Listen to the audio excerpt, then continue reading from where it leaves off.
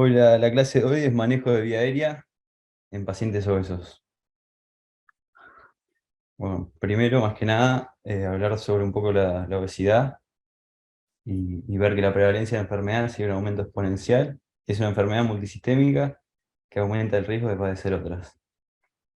Saqué, me sale ese cuadrito que dice que en Argentina 6 de cada 10 adultos presentan exceso de peso. Así que es algo que tenemos que tener en cuenta porque cada vez vamos a ver más en el quirófano.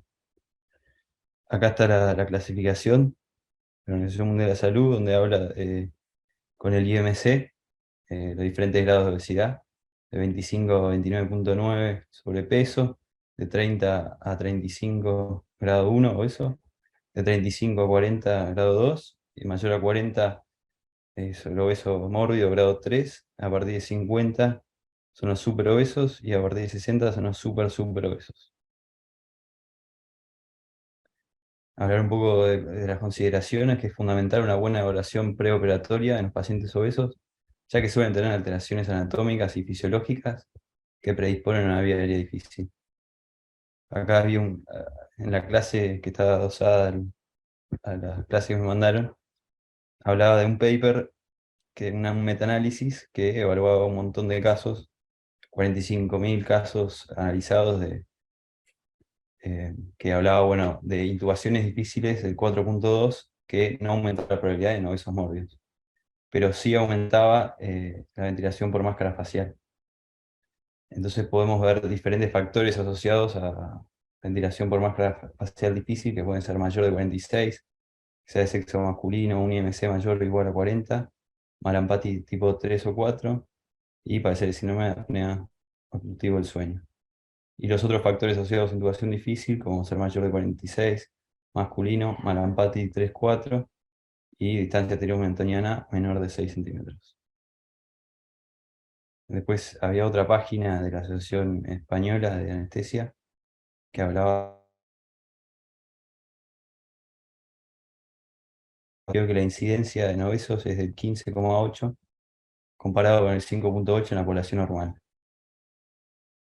Aunque se acepta que el IMC mayor a 30 y el SAO son predictores de fracaso en la ventilación, no está demostrada asociación con dificultad para la intubación.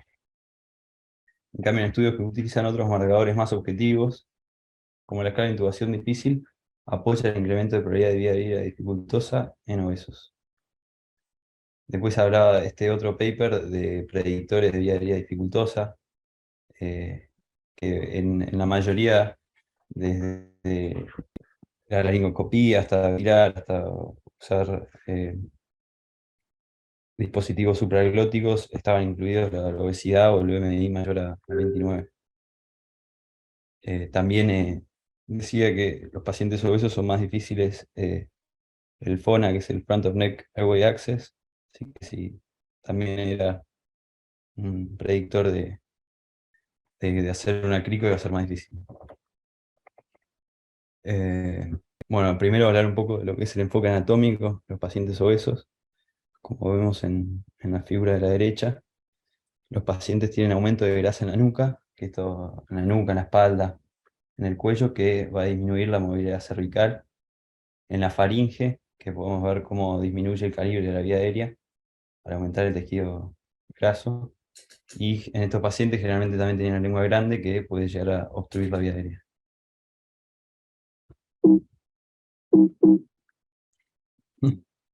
También hay estudios con electromiograma que demuestran que los pacientes obesos tienen aumentado el tono muscular despiertos, y al abolir el tono durante anestesia, se obstruye la vía aérea, dificultando la ventilación con máscara facial. Acá hay un anestesiólogo polaco que hablaba de diferentes papers en que hablaba del SAOS y cómo es un factor de riesgo para ventilarlos por máscara o también para intubarlos. Otro paper sugestionaba que los pacientes obesos con protrusión mandibular limitada eran los que eran el grupo de riesgo con potencial dificultad en la vía aérea. También voy a hablar un poco de lo que es el enfoque fisiológico de estos pacientes, en que podemos ver una disminución de capacidad residual funcional disminuida, bueno, una capacidad vital y de la capacidad inspiratoria y el volumen de reserva respiratoria. Todo esto indica que vamos a tener una disminución del tiempo de apnea segura. También podemos ver que la capacidad de cierre en personas obesas es cercana o coincidente con la respiración corriente, en especial en decúbito supino o tumbado. Como vemos en el gráfico, vemos las comparaciones entre un paciente normal y un paciente obeso, y entre un obeso despierto y un obeso anestesiado. Además, la obesidad disminuye tanto la distensibilidad pulmonar como la distensibilidad del sistema respiratorio, porque estos pacientes respiran un volumen anormalmente bajo. Este cuadrito me pareció bueno para ver el almacenamiento de oxígeno corporal al respirar el ambiente y con una FIO del 100%.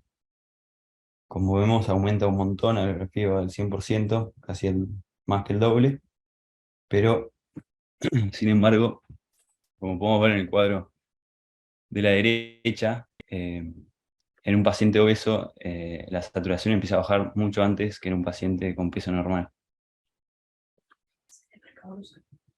No tengo.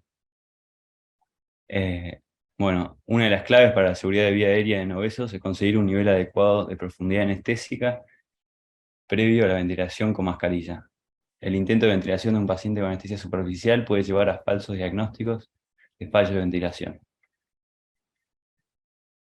En esto me parece fundamentalmente importante la dosificación de los anestésicos de uso habitual, como el propofol, becuronio, rocuronio y sumadamex, y el remifentanino, que se determina en función del peso corporal ideal.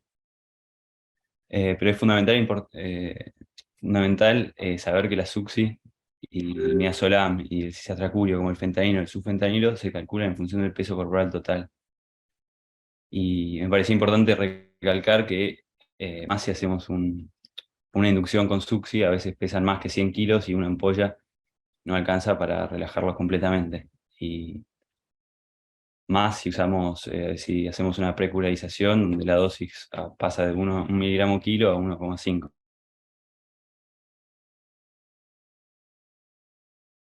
Y no solamente usar una ampolla y esperar que se relajen. Ahí subí también las diferentes fórmulas para calcular el peso ideal. Una manera fácil es restarle a la talla en centímetros 102 y el peso corregido magro, que generalmente no usamos, pero está bueno tenerlo en cuenta para la reversión, para la ketamina y el Sovamadex, que es el peso ideal más 0,4 por la diferencia entre el peso real y el peso ideal.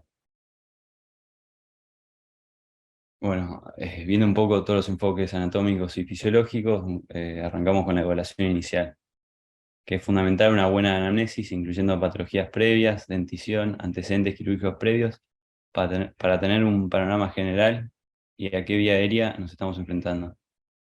También tenemos que preguntar sobre el peso y talla actual, no solo para calcular IMC, sino el peso ideal y corregido para la dosificación correcta de los fármacos usados en inducción como el mantenimiento. ¿Qué te pasa? Otra herramienta que podemos utilizar también, que me pareció fácil, son 4 parámetros, que es importante para evaluar la presencia o riesgo de padecer el síndrome de apnea obstructiva del sueño, que se conoce como el stop bang, una mnemotecnia, que bueno, ese de snore, que si le preguntás si ronca, la T es de tired, de que si estás cansado todo el día, o de si alguien te observó que dejaste de respirar mientras dormías. P, que le preguntás si es hipertenso o no, y tratado o no. La B de calcular el BMI o índice de masa corporal, mayor a 35. La A de edad, mayor a 50. La N de circunferencia de cuello mayor a 40 centímetros. Y G del sexo masculino, y bueno, 3 de estos puntajes tienen un alto riesgo de padecer el SAOS.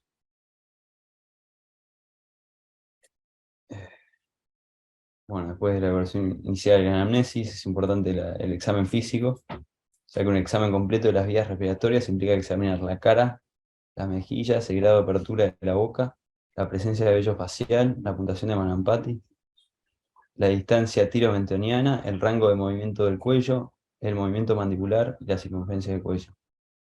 Otra mnemotecnia que podemos usar, que hablaba un anestesiólogo venezolano de la clase esa, era usar la mnemotecnia obesa, que bueno, ver si es obesa, si tiene barba, dentulia, SAOS y avanzada edad, como para tener un panorama rápido de si va a ser una vida aérea dificultosa. Podemos evaluar también la circunferencia cervical, como ya mencionamos antes, en que en los pacientes de sexo femenino va a ser mayor a 39 centímetros, ya nos habla de un riesgo elevado. Los pacientes masculinos de mayor a 42 centímetros. Y como mencionaba Marce en la otra clase, podemos usar estudios de imágenes como el ultrasonido, pero también tomográficos y de resonancia, en que podemos evaluar la distribución grasa anterior, pretraquial. Y un grosor de la pared mayor a 2 centímetros nos habla como un predictor de ventilación e intubación difícil. No encontré mucho, dicen que es controversial, pero bueno, estaría bueno poder aplicarlo. Bueno, como cuidados intraoperatorios, no entra el paciente a quirófano, es esencial una buena colocación del paciente previa a la inducción, como la preoxigenación. Podemos usar el ramping o la posición HELP, otra mnemotecnia, Head Elevated Learning Endoscopy Position, y poner al paciente entre el Edinburgh reverso. También hablaba de otro paper en que había una posición en rampa modificada, en que un estudio controlado randomizado evaluó a pacientes obesas y vio que mejoraba las condiciones para intubar, tanto como la vista de la laringe, y eliminó la necesidad de reposicionar al paciente mientras hacíamos la maniobra. Acá tenemos dos imágenes que podemos ver, la izquierda la común y la derecha la posición modificada. Bueno, otro aspecto fundamental en los pacientes estos es la preoxigenación. Como vimos en el enfoque fisiológico, es probable que el paciente obeso presente una desaturación rápida de oxígeno, particularmente durante los periodos de apnea, como ocurre durante la inducción de anestesia general. Por esta razón es fundamental una adecuada preoxigenación.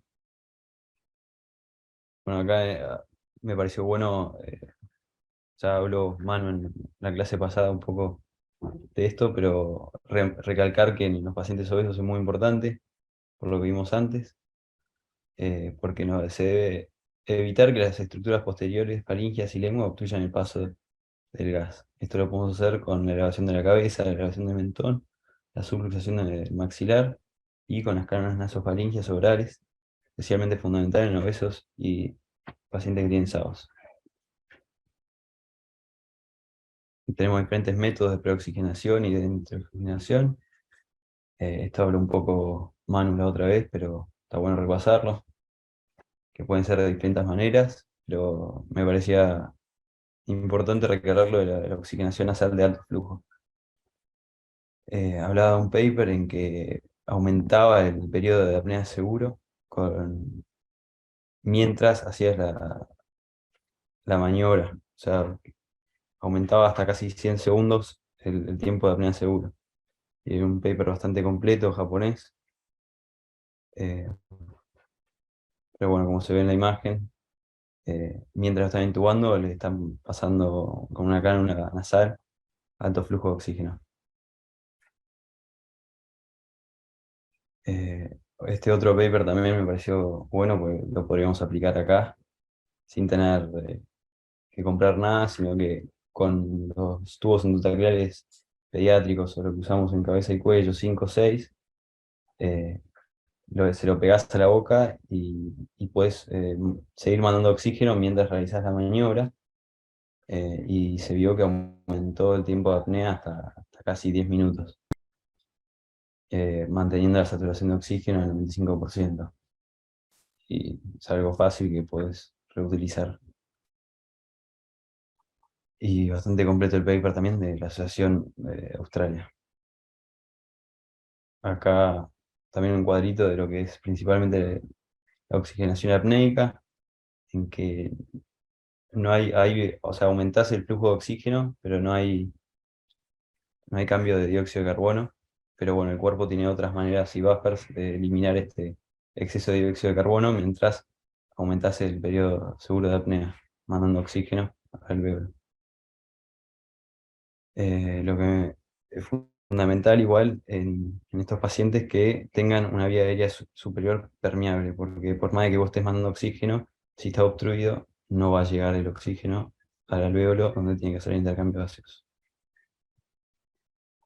Hay diferentes maneras para ver si la preoxigenación está fallida y no sé si se usa mucho acá, pero me contaron que en las máquinas se puede ver las fracciones expiradas de oxígeno y bueno, un valor menor de 90 significa que no lo preoxigenamos de manera correcta.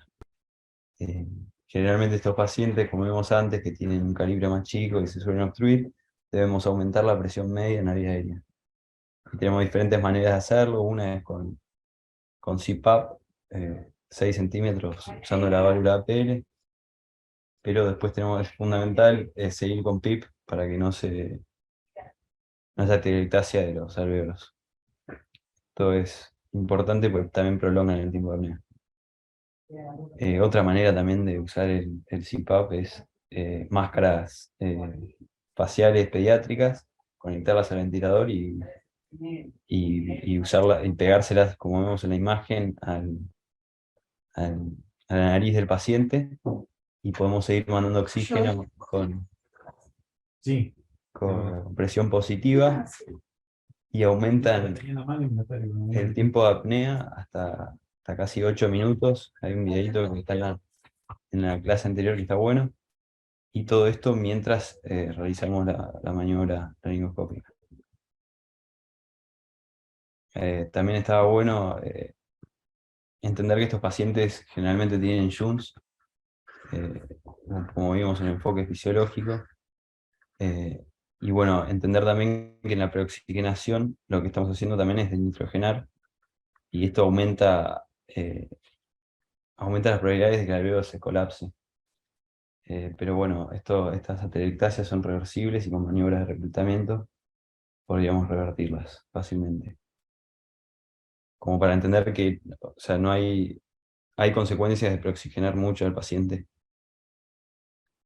Eh, bueno, después sigo con la intubación en obesos, que habían varios papers que hablaban que demostraban principalmente que la videolaringoscopía en pacientes sometidos a cirugía bariátrica proporciona mejor visión glótica y reduce el tiempo necesario para intubar con éxito la tráquea. Eh, Acá era un estudio randomizado controlado con grupos controles que usaban máscaras laringias y Macintosh común y principalmente lo que está redondeado en violeta y rojo, que bueno, disminuía el tiempo de intubación y o sea, disminuía también el porcentaje de eh, intentos fallidos. En la clase también hablaba de que la videolaringoscopía es esencial para estos pacientes porque la primera intento siempre debe ser el mejor y comparaba los videolaringoscopios King Vision, los que tienen ya con canal de guía y los sin canal, y se vio que los que tienen canal generalmente son mejores y más tasa de éxito. También hablaba la clase esta de cómo no tenemos que esperar ver la glotis de manera perfecta, como no esperar a ver las cuerdas vocales de manera perfecta, sino ya con un McCormack 2 o podríamos llegar a usar la Eichmann y no perder tiempo buscando la imagen perfecta, sino que también, bueno, podemos usar la Eichmann e introducir el tubo por ahí.